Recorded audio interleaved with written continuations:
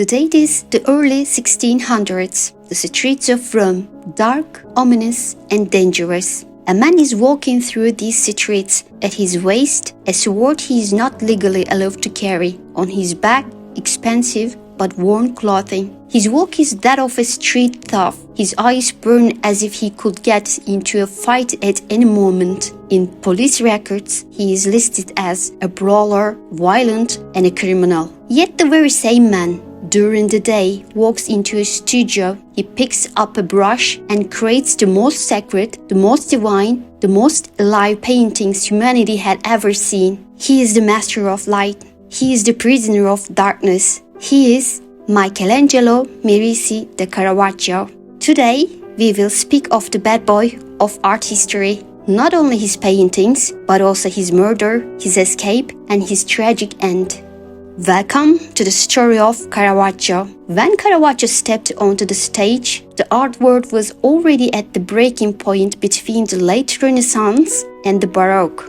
Angels were still flying in the heavens. The Virgin Mary was still being portrayed as flawless, noble, and untouchable. Caravaggio said no to this because he learned about life not in palaces, but in the back streets and taverns of Rome. For him, the sacred was not in the sky, but in the suffering on earth. That is why he did not close his models from the nobility. He turned a beggar from the street into a Saint Peter. He placed workers with dirty, calloused feet and blackened nails right at the center of the canvas. He even painted one of Rome's most famous prostitutes, Philida Melandroni, as Saint Catherine. Can you imagine it? You enter a church ready to pray, and the Virgin Mary on the wall has the same face as the woman you saw in the tavern last night. For that time, this was more than a revolution. It was a scandal. Priests rejected his paintings, saying, "This is disrespectful." But the people, for the first time, they saw themselves in these images. It was as if God had finally descended into their miserable lives. To understand his revolution, look at this painting, The Calling of Saint Matthew. This is not a church, but an ordinary, dim Roman interior.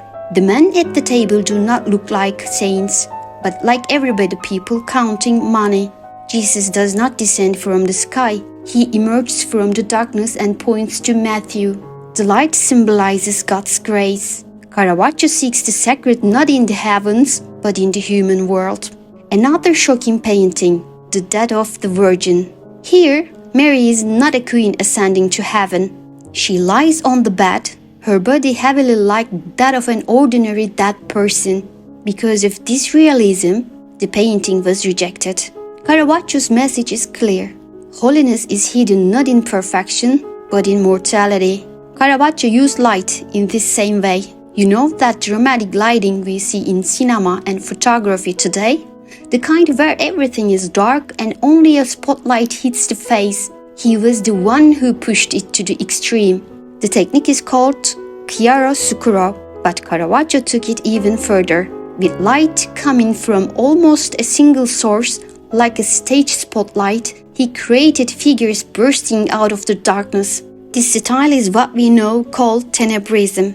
In his world, there was no sun, only a focused, dramatic light like a theater stage. Just like his life, all or nothing. His art was mesmerizing, but his character was deeply troubled. Court records are filled with charges of insult, assault, and threats. Nec se pay, nec mitu.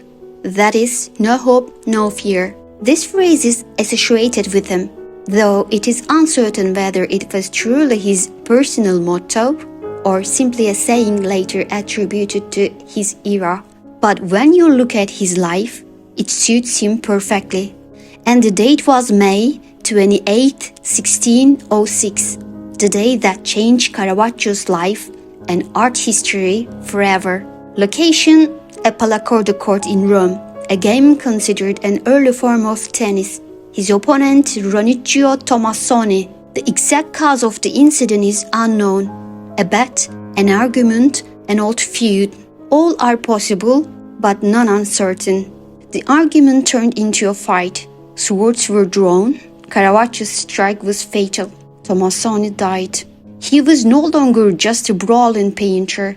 He was a murderer, and the Pope passed judgment on him, bando capitale, which means this: anyone who sees him may kill him without punishment. There is even a reward for whoever brings back his head. From being the king of Rome, he became a fugitive murderer overnight.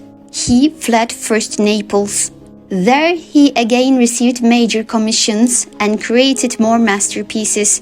Then he went to Malta. He wanted to become knight and gain immunity. He succeeded, but his character would not allow him peace. There too he fought with a knight, was imprisoned and escaped once again. He went to Sicily and then back to Naples.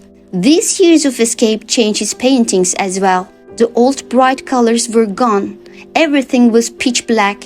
Figures had severed heads, faces frozen in terror. It was as if he were painting his own fear, his own end. And here is the final painting, the last masterpiece he made to beg the Pope for forgiveness, to be able to return to Rome, David and Goliath. Look closely at this painting. Young David was defeated the giant Goliath, holding his severed head in his head. But there is no victorious smile on David's face. Instead, there is sorrow, a look of pity. And that severed head. Do you know who that bloodied, open-mouthed dead Goliath is? It is Caravaggio himself. The painter gave his own youth to the executioner and his present self to the victim.